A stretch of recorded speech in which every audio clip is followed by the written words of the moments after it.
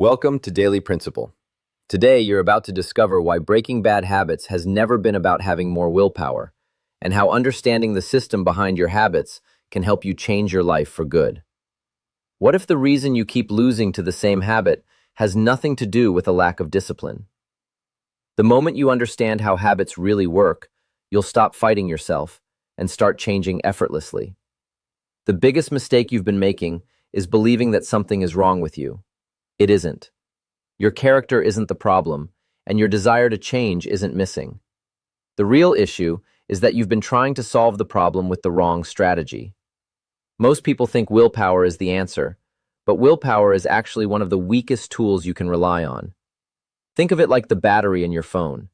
You wake up each morning with a full charge, but every choice you make uses a little of that energy. Every stressful conversation, every difficult decision, every moment you force yourself to stay disciplined drains that battery. By the end of the day, there's very little left. Now notice when bad habits usually appear. They rarely show up when you're rested and focused. They show up at night when you're mentally exhausted and your self-control has been worn down. So you've been trying to fight your hardest battle at the exact moment you're least prepared to win. That isn't weakness, it's simply the wrong approach. A habit never gets tired. It never runs out of energy. It doesn't take a day off. It quietly waits until your mental battery is low, then steps back into your life as if it never left. That's why relying on determination alone almost always fails. You're treating it like a contest between your willpower and your craving, but the habit has an unfair advantage because it never gets exhausted. So stop depending on willpower alone. Instead, learn how habits actually operate. Once you understand the system behind them, you no longer have to fight against it. You simply change how it's built. Every habit follows the same pattern. First comes a trigger, then a routine, and finally, a reward. Something starts the behavior, you repeat the behavior, and you receive something your brain values. That reward is what keeps the habit alive. Most people think they're attached to the habit itself, but that's rarely true. They're attached to what the habit provides. Maybe it's comfort after a stressful day. Maybe it's relief from anxiety, a sense of escape, or a quick moment of pleasure. The behavior is only the vehicle. The reward is the real destination. This matters because when you rely only on willpower, you're trying to stop the behavior while leaving both the trigger and the craving untouched. It's like standing in front of a speeding train with your hands stretched out, hoping you can stop it. You may succeed once or twice, but eventually you'll get overwhelmed. A better strategy is to understand the entire process. Start with the trigger, because that's where every habit begins. Triggers usually fall into a few simple categories. They can be a certain time of day, a specific place, a particular emotion, the people around you, or something you just finished doing. Once a habit becomes automatic, you stop noticing those signals. You don't consciously think, it's 3 o'clock, so now I want something sweet. Instead, you suddenly find yourself opening the cupboard before you even realize you made the decision. That's why triggers are so powerful. They work quietly beneath your awareness. Before changing any habit, become curious about it. Watch yourself without judgment. Ask simple questions. What happened just before I did this? Where was I? What time was it? Who was I with? What emotion was I feeling? That single habit of observing yourself is often more valuable than months of trying harder. Habits grow strongest when they remain unnoticed. The moment you identify the pattern, you begin taking away its power. Once you can clearly say, every time I feel stressed after work, I reach for this, you've uncovered the real starting point. Many people never reach that stage. They keep battling the behavior while ignoring what keeps creating it. They're fighting the symptom instead of the source. Once you recognize the trigger, you suddenly have choices. Sometimes the simplest solution is to remove the trigger completely. Not resist it, remove it. Imagine you always snack while sitting in the same chair every evening. After paying attention, you realize you're not actually hungry. Sitting in that chair, seeing the snack within reach, and following the same evening routine automatically starts the behavior. Instead of testing your self-control every night, change the environment. Sit somewhere else. Stop bringing those snacks home. Don't leave temptation waiting on the table. Without the trigger, the habit struggles to begin. This is the difference between depending on discipline and designing your environment. Someone relying on willpower leaves temptation in front of them every evening and hopes they'll be stronger this time. Someone who understands habits removes the temptation during a calm moment, long before they're tired or stressed. One person keeps fighting the same battle every day. The other wins it once by changing the conditions. That's not greater discipline, that's better design. Of course, not every trigger can be removed. You can't eliminate stress, difficult emotions, busy schedules, or everyday life. That's where the most powerful strategy comes in. Don't focus on removing the habit, replace it. Keep the same trigger, keep the same reward. Change only the routine in the middle. Think about what your habit is really giving you. Staying up late may not be about loving late nights. It may be your only escape from pressure. Scrolling endlessly may not be about entertainment. It may be your way of avoiding loneliness or emotional discomfort. The reward is almost always deeper than the behavior itself.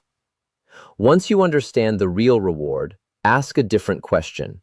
Instead of asking, "How do I stop doing this?" ask, "What else could give me the same feeling?" When stress appears, you still need relief. That need is real.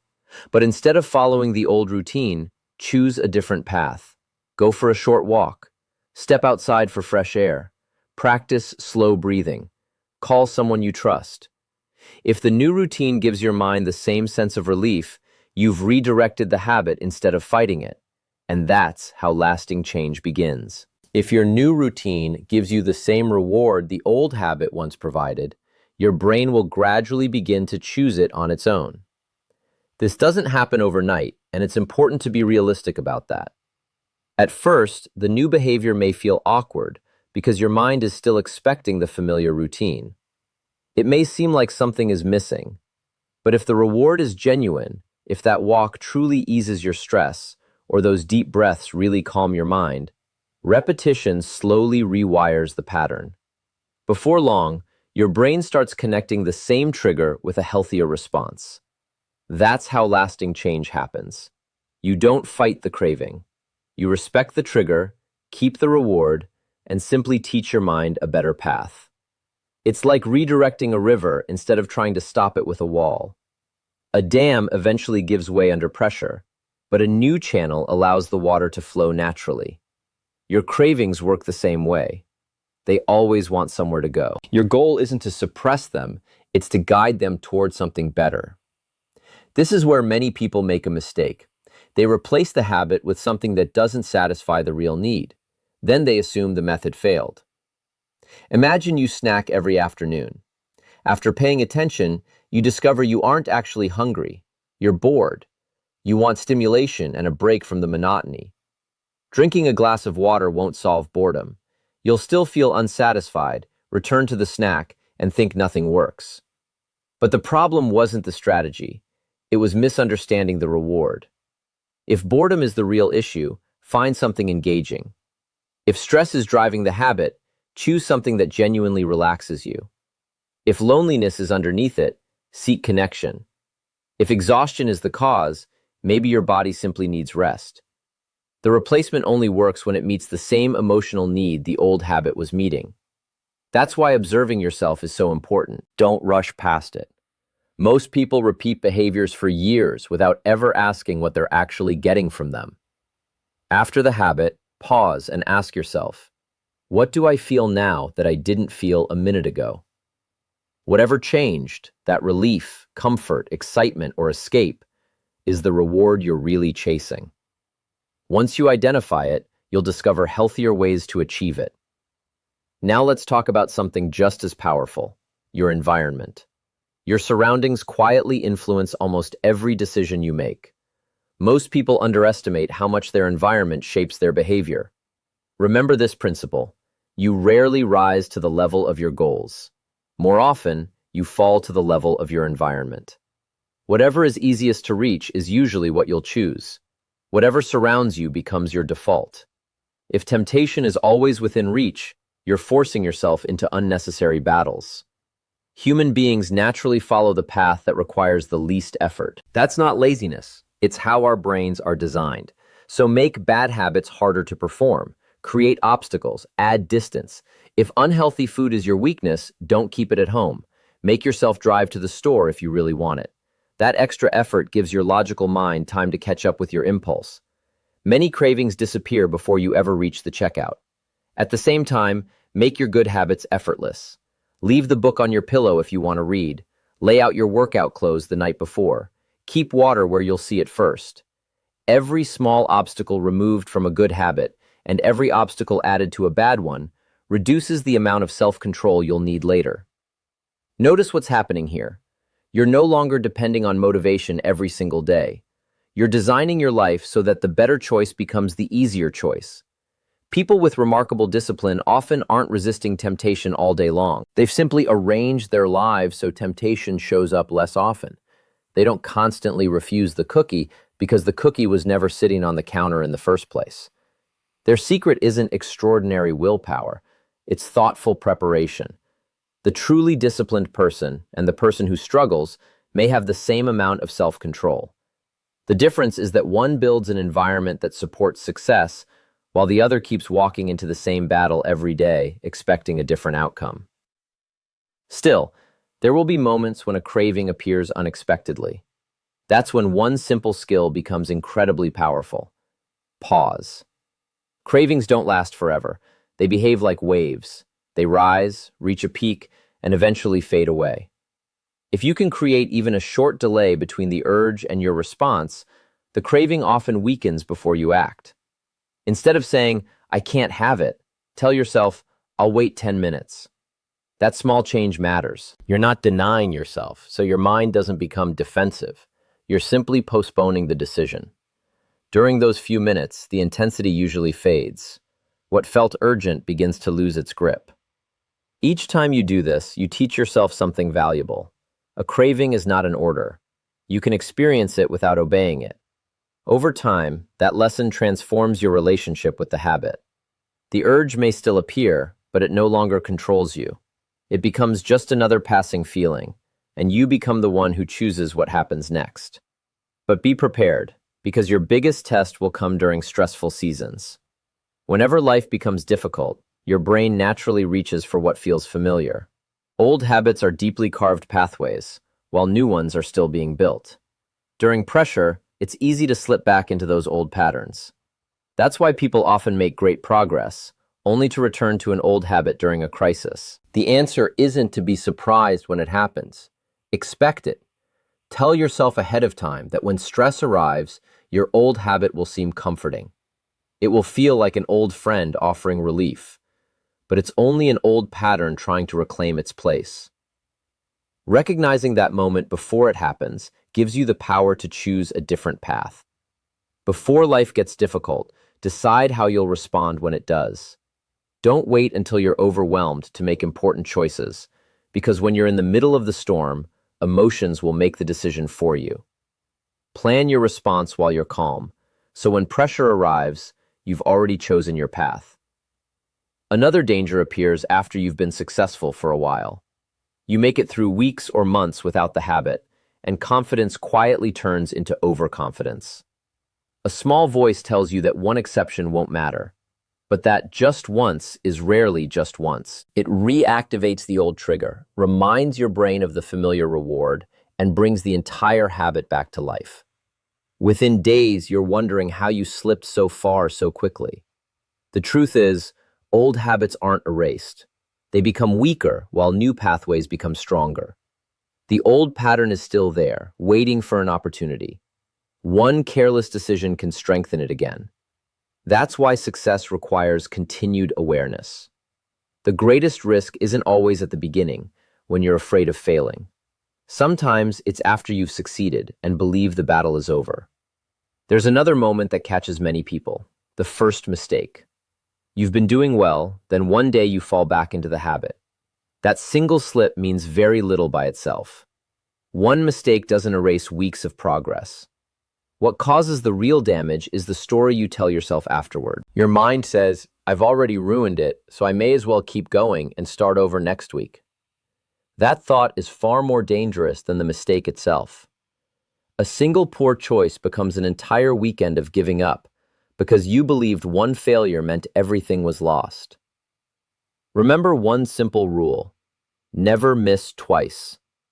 If today doesn't go the way you hoped, get back on track immediately. Don't wait until Monday. Don't wait for the first day of the month or another symbolic fresh start. Your next opportunity is your new beginning. The people who succeed aren't those who never stumble. They're the ones who recover the fastest. Everything we've discussed so far explains how habits work, but there's something even deeper beneath every routine: your identity. Every action you take is evidence for the kind of person you believe yourself to be. Every time you repeat a habit, you're reinforcing a story about yourself. That's why habits become difficult to change. They stop feeling like things you do and start feeling like who you are. Someone who constantly says, "I'm trying to stop spending money," still sees themselves as a spender fighting against temptation. But someone who says, "I'm not the kind of person who spends carelessly," has already shifted their identity. Their decisions naturally begin matching that belief. When your behavior no longer fits the person you believe yourself to be, resisting becomes much easier. But identity doesn't change through positive thinking alone. It changes through repeated action. Each time you choose the healthier behavior, no matter how small, you're casting another vote for the person you're becoming. One walk instead of one unhealthy habit may seem insignificant, but it isn't just a walk, it's evidence. It's another vote proving that you're becoming someone who responds differently. Those small choices accumulate. Eventually, the evidence becomes impossible for your mind to ignore. You begin believing the new story because you've lived it enough times. So stop asking, "How do I break this habit?" Instead, ask, "What would the person I want to become choose right now?" Then make that choice. Not because you're forcing yourself, but because you're becoming someone new, one decision at a time. Now put everything together. Every habit begins with a trigger, continues through a routine, and ends with a reward. Learn to recognize the trigger through careful observation. Remove it whenever possible. When you can't, understand the reward you're truly seeking and replace the routine with a healthier one that delivers the same result. Design your environment so good choices become simple and bad choices become inconvenient. When cravings appear, don't fight them. Pause, delay, and allow them to fade naturally. Prepare yourself for stressful days, moments of overconfidence, and occasional setbacks before they happen. Most importantly, continue building your identity through consistent actions until the old behavior no longer feels like part of who you are. Notice what's missing from this entire process. There's no endless struggle powered only by willpower. There's no daily battle that drains your energy. You don't have to be stronger than the habit. You simply have to understand it better. A habit isn't smarter than you. It's simply a pattern. And every pattern can be changed once you understand how it works. So don't try to transform every part of your life at once. Pick one habit that has been costing you the most. For a few days, don't even try to stop it. Study it. Learn what triggers it. Discover the reward it provides. Understand the system before attempting to change it. Then begin making small adjustments. Remove unnecessary temptations. Replace unhealthy routines with better ones. Make the right choice easier and the wrong choice harder. Prepare for difficult moments before they arrive. And with every small success, cast another vote for the person you're becoming. For years, you may have believed you lacked discipline, or that something about you was broken because you kept repeating the same behavior. But that was never the real problem. You weren't weak. You were using the wrong strategy against something that couldn't be defeated by willpower alone. You don't need to keep exhausting yourself fighting the same battle. The habit was never a measure of your character. It was simply a system waiting to be understood. Now that you understand it, you can quietly rebuild it into something that works for you instead of against you. That's not about winning a fight. It's about creating a life designed for success. Real change doesn't come from stronger willpower. It comes from building a smarter system. Start with one habit today and let every small choice move you closer to the person you truly want to become. If this message gave you a new perspective, make sure to subscribe to Daily Principle, like this video, and turn on notifications so you never miss practical lessons that help you build better habits and a better life.